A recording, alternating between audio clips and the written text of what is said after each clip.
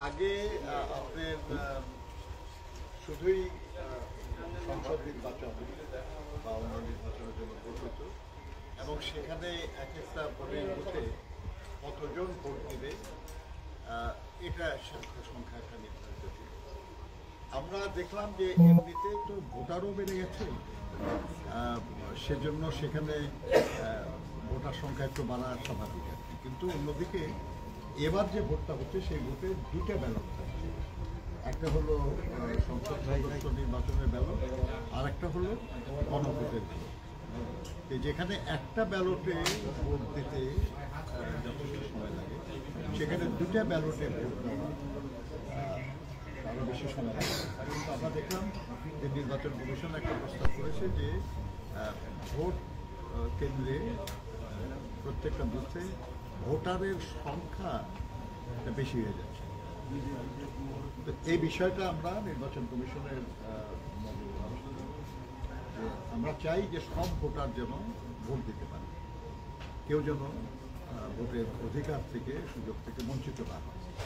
কিন্তু যেখানে একটা ভোট দেওয়ার জন্য যে পরিমাণ ভোটার ছিল একটা বুথে, আপনারা এই সংখ্যাটা অনেক বাড়িয়ে দিয়েছেন, অথচ ভোট হবে একটা ব্যালটে না দুটা ব্যালট।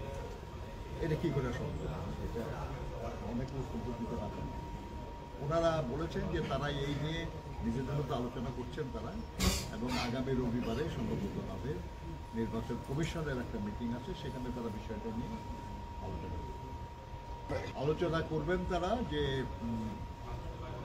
কিভাবে সব ভোটাররা নির্বিঘ্নে ভোট দিতে পারে। সেটার জন্য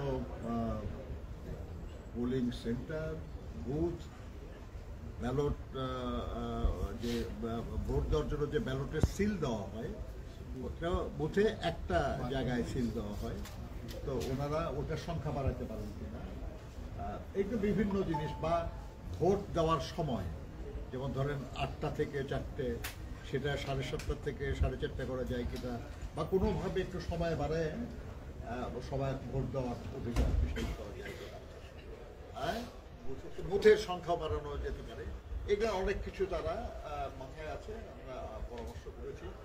এরা সামনের রোববার দিন তারা এটা নিয়ে কথা বলবেন, এবং কথা বলে যে সিদ্ধান্ত তারা নেবেন, আমরা যদি মনে করি যে সেটা যুক্তিসঙ্গত এবং বাস্তবসম্মত, ওটা না, আর না হলে পরে আবার আমরা নিশ্চিত তাদের সঙ্গে কথা বলবো। কারণ আমরা চাই যে সব ভোটার যেন নির্বিঘ্নে ভোট দিতে পারে। আপনাদের পরামর্শ কি ছিল? ভোট সংখ্যা বাড়ানোর পরামর্শ ছিল? বিভিন্ন পরামর্শ আর কি, একটা পরামর্শ না, একাধিক পরামর্শ।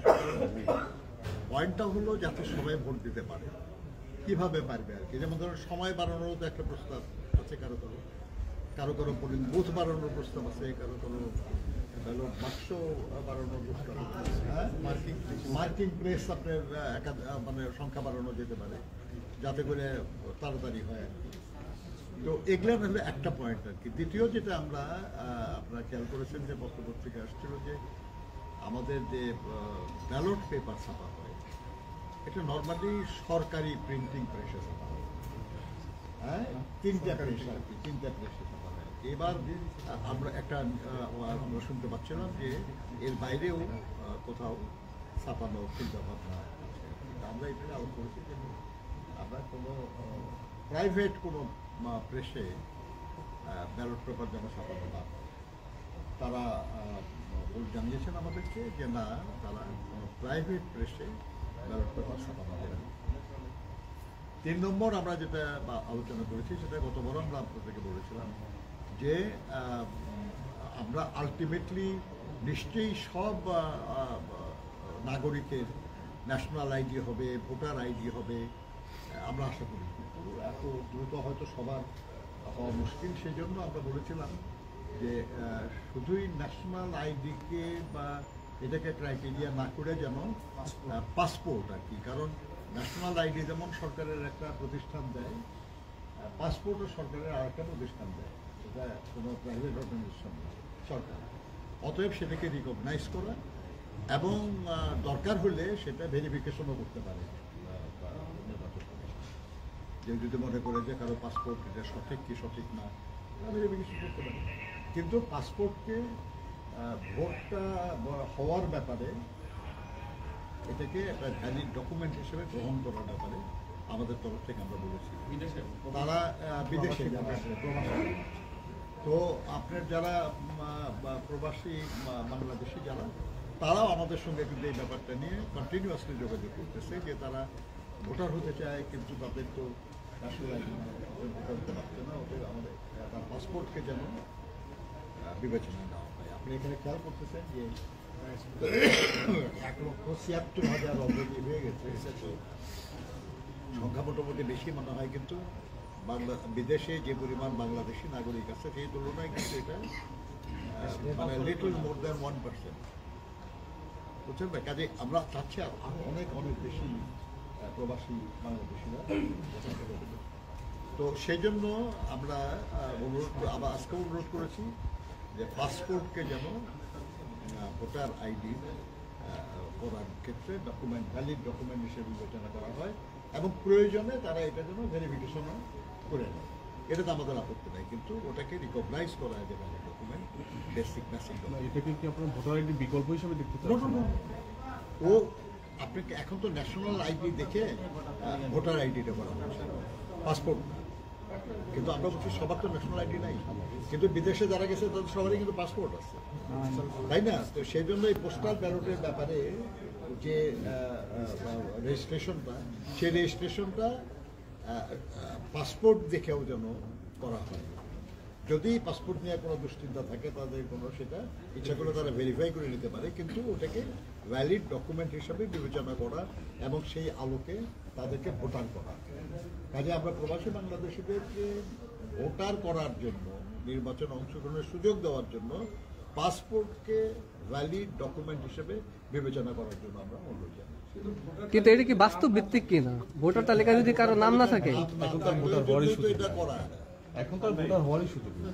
আচ্ছা, এখনো ওই যে আপনাদের বিভিন্ন জায়গায় বাকি আছে না, এখন এটা তো নিবন্ধন হলেই তো ভোটার হবে। স্যার, একটা বিষয় বলেছেন যে প্রাইভেট অর্গানাইজেশনে যে আপনার বলছেন যে ইয়ে করার জন্য, যে ব্যালট যেন না ছাপা হয় আর কি, আসলে ছাপালে কি ধরনের আশঙ্কা আছে? কোনো ম্যানিপুলেশনের কোনো আশঙ্কা থেকে কি আপনারা এই বিষয়টাকে অ্যাড্রেস করেছেন কমিশনটা? আশঙ্কা থেকে করি আমরা, কি ধরনের আশঙ্কা? অনেক অনেক কারণ আছে, অনেক কারণ আছে। আপনি কখনো এই ব্যালট পেপার কোনো প্রাইভেট অর্গানাইজেশনে ছাপা হয় না। একবার শুধু একটা চেষ্টা হয়েছিল আর কি, 2008 সালে। আমরা জানি যে ছাপানোর সব ধরনের প্রক্রিয়া সম্পন্ন করা হয়েছে আর কি। কোথায়? যদি আর্মি প্রিন্টিং করেছে আর কি। আর্মি তো, এটা তো প্রাইভেট না, তো এটা সরকার না। আর্মি কি বেসরকারি প্রতিষ্ঠান নাকি? তফসিল নিয়ে কোনো আলোচনা আপনি নির্বাচনী বিষয়ে আর কোনো প্রশ্ন নাই তো? নির্বাচন বিষয়ে তো এই অবস্থায় তফসিল যদি ঘোষণা হয়, আপনারা বিষয়টাকে কিভাবে দেখবেন? একই সাথে গতকালকে এসএসসি এসে বলেছে রাজনীতি কেমন পরিস্থিতি, তফসিল ঘোষণার আগে বিষয়টা বিবেচনা করা হয়। সংকট নিরসনের প্রস্তাব নিঃসন্দেহক্রমে আমাদের নেত্রী, দেশনেত্রী বেগম খালেদা জিয়া, যিনি গণতন্ত্রের মাতা এবং এই দেশের রাজনীতি দলমত নির্বিশেষে প্রত্যেক মানুষ তাকে শ্রদ্ধা করে, তার আশু রোগ মুক্তি কামনা করে সবাই দোয়া করছে তার জন্য। আমরা তার সুচিকিৎসার জন্য সর্বাত্মক চেষ্টা চালাচ্ছি এবং আল্লাহর মেহরবানিতে সম্ভবত কাল ভোরবেলা তিনি দেশের বাইরে চিকিৎসা করবেন। আমরা আশা করি যে উনি দ্রুতই সুস্থ হয়ে উঠবেন।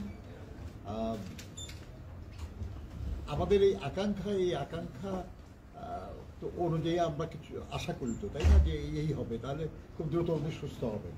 এবং এটাই বিবেচনা রেখে আমরা খেয়াল করেছেন যে আমরা আজকেও কিন্তু আরও কিছু প্রার্থীর নাম ঘোষণা করেছি। অর্থাৎ আমরা নির্বাচনী প্রক্রিয়ায় আছি। খোদা না করুন অনিবার্য কোনো পরিস্থিতি ছাড়া আমরা এই প্রক্রিয়ার বাইরে যেতে চাই না। তো কাজে আমরা আশা করি যে আল্লাহর মেহরবানি নির্বাচনী দর্শক ঘোষণা হতে পারে, যা হচ্ছে, কিন্তু উনি দ্রুতই সুস্থ হয়ে আমাদের মধ্যে ফিরে আসবেন এবং এসে উনি এই প্রক্রিয়ায় যুক্ত হবেন। তার মানে আপনারা বলতে যাচ্ছেন যে তফসিল যে সময় ঘোষণা করার কথা,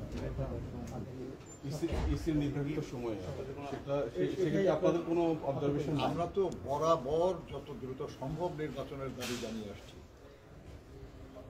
আজকে থেকে না। এখন থেকে 14-15 বছর থেকে আমরা যেতেছি যে আমরা নির্বাচন করছি কারণ জনগণের অধিকার আমরা জনগণের কাছে ফিরিয়ে দিতে চাই, তার ভোটের অধিকার তাদেরকে দিতে চাই এবং সেই অধিকার প্রয়োগ করে যেন তারা নির্ধারণ করতে পারে যে আগামী দিনে রাষ্ট্র পরিচালনার দায়িত্ব কে পাবে। তাদের এই অধিকার বিলম্বিত হোক এটা আমরা চাই না। সেই জন্য আমরা খেয়াল করেছেন যে আমাদের অ্যাক্টিং চেয়ারম্যান সাহেব এইভাবেই আলোচনা করেছেন, আমাদের দলের পক্ষ থেকে এইভাবে আলোচনা করা হচ্ছে এবং আমরা এখনো বলছি যে আমরা যথাসময়ে নির্বাচন হোক যেটা ঘোষণা হয়েছে সেই অনুযায়ী, এবং সে কারণে যখন তফসিল ঘোষণা করার কথা এটা যদি বিলম্বিত করার কথা বলি তাহলে তো নির্বাচন বিলম্বিত করার কথা বলা হবে। আমরা এটা ওইভাবে বলার কোনো সিদ্ধান্ত আমাদের দল ভাই তারেক রহমানের ভোটার হওয়া নিয়ে কোনো আলোচনা হয়েছে কোনো সংকট নাই, আলোচনা হয়েছে আমার এটা নিয়ে আলোচনারও কিছু আসবে বলে আমি মনে করি না। ওটা তো বাংলাদেশের নাগরিক একজন, কিন্তু ভোটার তালিকা ওনার নাম নেই দেখেন। আসে বলবে প্রশাসন ঠিক। এটা তো নাম ওঠানোর জন্য সময় পার হয়ে যায় নাকি, তাই না? কমিশন চাইলে যখন চাবে তখনই পারবে। তাই দুশ্চিন্তা আপনারও হয় না, আমরা দুশ্চিন্তা করছি না। Thank you. ঠিক আছে। আসসালামু আলাইকুম।